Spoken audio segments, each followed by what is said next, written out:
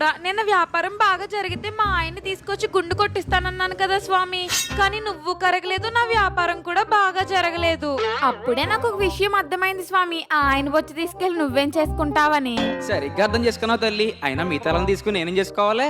అందుకే ఈ రోజు నేను ఒక మంచి డీల్ తో వచ్చాను స్వామి. నాతోనే డీలా? సరే ఏంటో చెప్పు. ఈ రోజు కనుక నా వ్యాపారంలో 100 ప్లేట్లు పానీపూరీలు అమ్ముడవుతే నీకొక ప్లేటు. మరి ఒక్క ప్లేటా? కాదు కాదు స్వామి, 2 ప్లేట్లు పానీపూరి డబ్బులు నీ హుండీలో వేస్తాను స్వామి. అవును, నిన్న ఫస్ట్ పూరి దేవుడికని చేసి నా నోట్లో పెట్టేసుకున్నాను కదా, అందుకే దేవుడికి కోపం వచ్చినట్టుంది. ఈ రోజు ఫస్ట్ పూరి దేవుడికి చేసి పెడదాంలే.